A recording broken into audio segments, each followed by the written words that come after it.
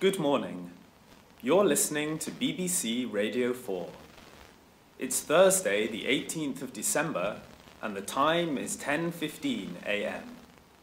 I'm Martin Lydon. Now over to Miles Phillips for the World Forecast.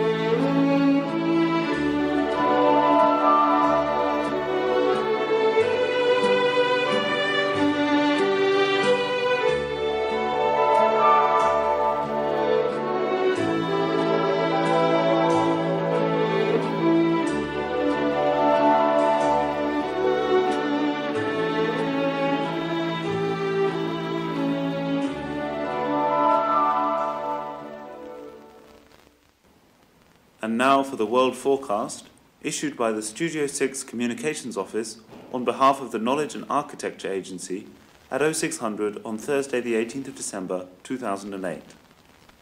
There are severe warnings of further recession in FTSE 100, Nikkei 225, Dow Jones Industrial Average and DAX. The general synopsis at 0600. Oil production, 86 million barrels per day, peaking by 2010. Oil consumption rising quickly. Complex policies, Kyoto, Poznan, slow-moving, ineffective by same time.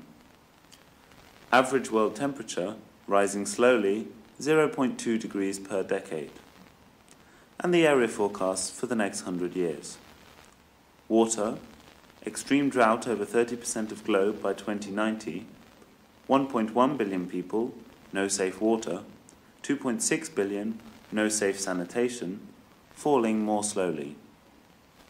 Sea levels, rising slowly, 0.5 to 1.4 meters by 2100. Extinction, rough, occasionally severe, 1/4 of land animals and plants at risk. Coal, worldwide consumption, rising slowly, 2% per annum, peaking later.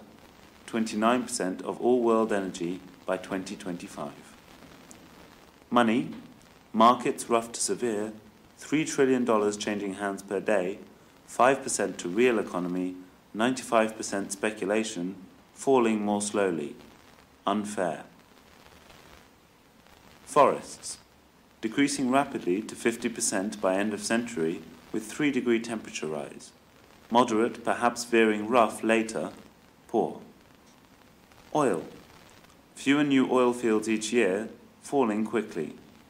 Peak oil expected by 2010, rough, very rough later. Shortfalls in near future, poor. Climate, temperature rising slowly, 3-degree average rise causing worldwide cereal crop shortfall. 400 million more people backing risk of hunger, 3 billion people at risk of flooding, bad. Energy demand, severe, expanding by 50% from 2005 to 2030. UK energy independence lost, veering to importing half its energy in 5 years' time. Awkward. Carbon emissions, rising rapidly. 1/5 of total emissions from livestock production, 40% of UK emissions from building. Politicians struggling to agree quotas, low visibility. Agriculture, high pressure, farm animals consuming food intake of 4 billion people by 2050, countries in food crisis rising, becoming worse. Architects, still obsessed with building, self-referential, losing influence, squally, choppy later.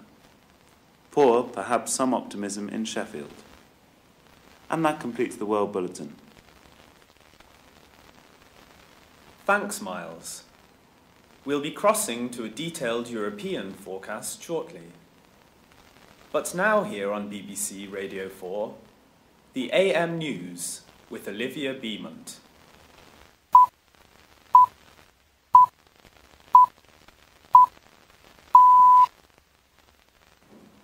The headlines this morning. Analysis of the agency conference due to be presented later today. The nature of knowledge hotly debated at a 4-day summit in Prague. Alternative economy, boredom, de-schooling, rural industrial ecologies, interaction, inversion, madness, media, memory, tactic knowledge, time, trains, and translation to each be tackled by individual studio members. Exchange visit to Bergen, Norway, confirmed for March 2009 to investigate information archiving and knowledge sharing. Manifesto of Interdependence released this morning by Studio6. More on this story later. It is expected that an analytical report of the agency conference will be presented to the public later today by members of Studio. Lieutenant. If you really want to understand a culture, don't look at the things people argue about, but instead try to understand the things they take for granted. On a specified file. We can't solve problems using the same kind of thinking we used when we created them. The library comprised all books. The first impression was one of extravagant joy. All men felt themselves lord of a secret, intact treasure. There was no personal or universal problem whose eloquent solution did not exist in some hexagon. Thousands of covetous persons... The 20th century will be remembered chiefly not as an age of political conflicts and technical inventions, but as an age in which human society dared to think of the welfare of the whole human race as a practical objective. His pursuit of knowledge was indefatigable. We teased him often, intentionally frustrating him or leading him down the wrong path.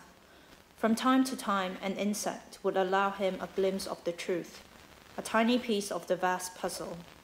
These tidbits of knowledge would often just be enough to make clear the grand scale of his ignorance. Humans need to be humbled every now and again. Faber was never discouraged by the fact that he would never actually know anything. To a man with a hammer, every problem looks like a nail. I absolutely refuse to leave until we are able to take back with us something in the nature of a chart. On a specified file. And such progress, the penetrating effects of the rays of knowledge from all sides on my awakening brain. They live beset by 3 impossibilities. The impossibility of not writing, the impossibility of writing in German, and the impossibility of writing differently. And we could add a 4th impossibility, the impossibility of writing at all. As the means, so the ends. If we take care of the means, we are bound to reach the ends sooner or His later. pursuit of knowledge was indefatigable. The production of He teased him bullshit often, stimulated intentionally lost frustrating in a world where him, can't leading solve him problems down the using wrong the path. same kind of literature From time to is time, most an potent insect would allow him a glimpse of the powerful vast literature puzzle. is the most potent powerful literature is the most potent